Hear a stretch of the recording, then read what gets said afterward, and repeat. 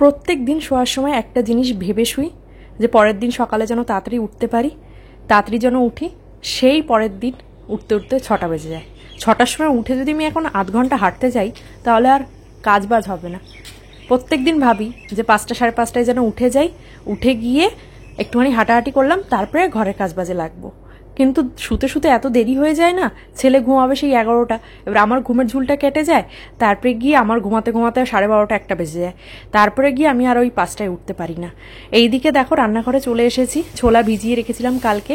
আমার না এইসব ভেজানো কোনো কিছু মনে থাকে না, কালকে আমি মনে করে সন্ধ্যাবেলা রুটি করার সময় ভিজিয়ে রেখেছিলাম, তো আজকে পুরো ভিজে গেছে। জিয়া সিডসও আমি আগের দিন ভিজিয়ে রাখতে পারি, কিন্তু ভিজিয়ে রাখতে মনে থাকে না, সেই জন্য পরের দিন উঠে গরম জল করে ভিজিয়ে দিই, ওই আধ ঘন্টা পরে তারপরে খাই।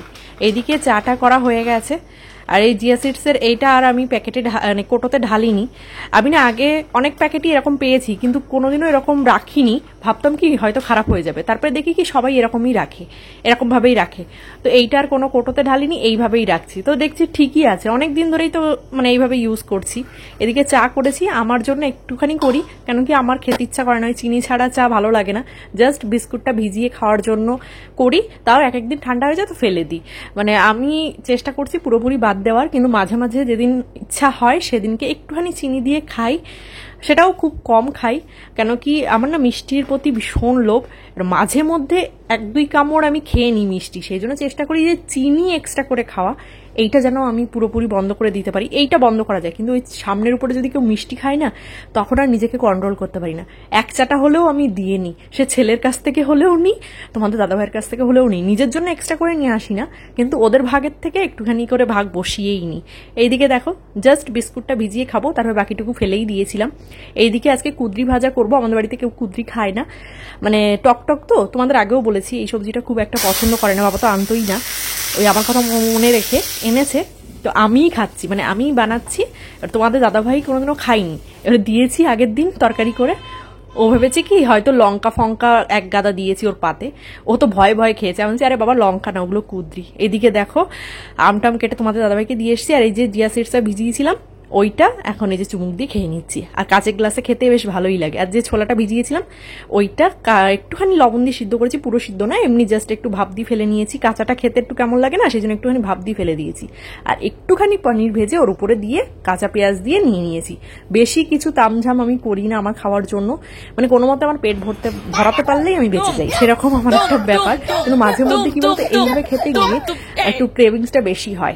এইদিকে দেখো আমার সাথে সাথে আমার ছেলেও বসে পড়েছে, এক্সারসাইজ করে আমি এইদিকে আবার একটুখানি খেয়ে নিচ্ছি, কেন কি আমার অনেকেই তোমরা বলছো যে লো প্রেশার বলে ওরম হয়, তো আমারও সেটাই মনে হয়, কেন কি আমার প্রেশার কখনোই বেশি না, একদমই লো থাকে, মাঝে মাঝে একেবারেই লো হয়ে যায়।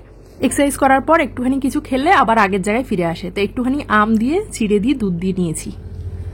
হ্যালো এভরিওয়ান, কেমন আছো তোমরা সবাই? সকাল থেকে একটু তোমাদের সঙ্গে কথা বলার সময় পাইনি, এখনই কি তোমাদের সঙ্গে কথা বলছি, এখন বেজে গেছে 1:45। আমি শাড়ি পরে রেডি হয়ে গেছি, যাব পাশের বাড়িতে, মানে আমার এক ভাসুরের বাড়িতে, বছর কি আছে, তো সেখানেই যাচ্ছি।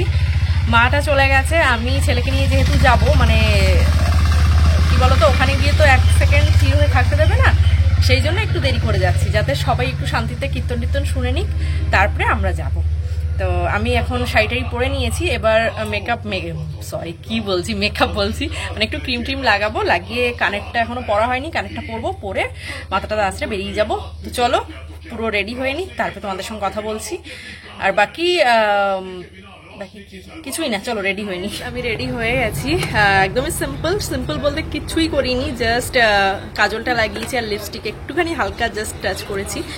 তবু ওখানে গিয়ে দেখবো যে আমি সবচেয়ে বেশি সেজেছি, মানে আমি এই সাজতাম না, মাকে দেখে একটা ভালো শাড়ি পরে গেছে। আমি তো প্রথমে ভেবেছিলাম যে ওখানে যেহেতু সবাই মানে আমাদের এখানে সব নর্মাল শাড়ি পরেই চলে যায়, তো আমি ভাবছিলাম যে আমিও একটা মানে সুতি শাড়ি যেসব পরি সেগুলো পরেই যাবো।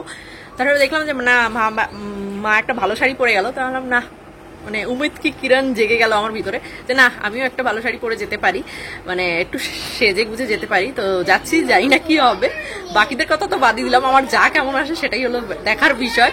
যদি ও নর্মাল ভাবে আসে না, তো আমাকে একদম মোকা লাগবে। তো চলো ওকে দেখাবো, যদি ও আসে, ও আবার এসে চলেও যেতে পারে, কেন কি ও 1-1টার মধ্যে খেয়ে নেয়, লাঞ্চ করে নেয়, তো সেই হিসাবে যদি এসে খেয়ে দিয়ে চলে যায় তো আমি কি করব, আমার এখন 1:30 বেজে গেছে, বেরোতে বেরোতে হয়তো 1:45 বেজে যাবে। চলো বেরোই, আর তার আগে ছেলের জামাটা পরিয়ে নিই।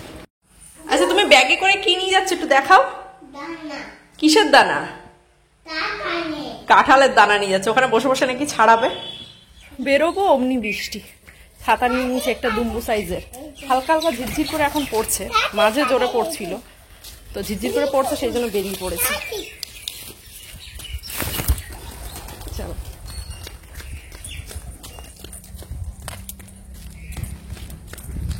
ওর জলের বোতল ওর ব্যাগেই ঢুকিয়ে দিয়েছি।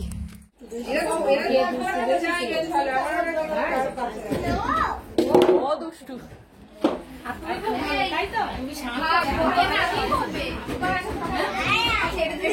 এইদিকে এসে দেখছি সবাই চলে এসেছে, কীর্তন টীর্তন শেষ হয়ে গেছে, খাওয়াতে বসাবে। তো আমরা একদম খাওয়ার সময় এসেছি, মানে খাওয়ার নেমন্ত্রণ শুধু খেতেই গেছি এমন মনে হচ্ছে।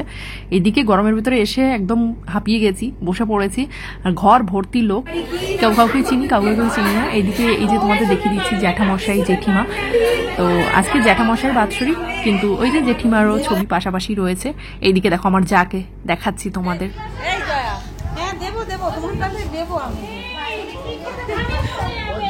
এবার তোমরা বলবে তোমার থেকে বড় নাম কেন ধরলে, আমরা একসঙ্গেই পড়াশোনা করেছি সেই জন্য দিদিভাই বলি, বাট যখন ডাক সরে না তখন জয়া বলে ডাকি, মানে ওর নাম জয়া।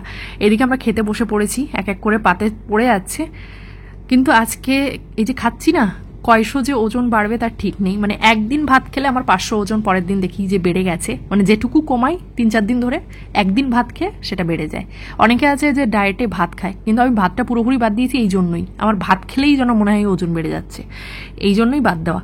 তো আজকে আর নিজেকে কি করে আটকাবো, খেতে তো হবেই, এমন তো না যে দেখা করে চলে আসবো, সেটা কখনোই সম্ভব না, সেটা করাও উচিত না, বাড়ির অনুষ্ঠান যেহেতু। নিজের পেট পুজো তো হয়ে গেছে, ছেলের কি করব, খাওয়া দাওয়া করে উঠে একটুখানি গল্প টল্প করে বাড়ির দিকে যেই রওনা দেবো অমনি ঝমঝমিয়ে বৃষ্টি নেমেছে।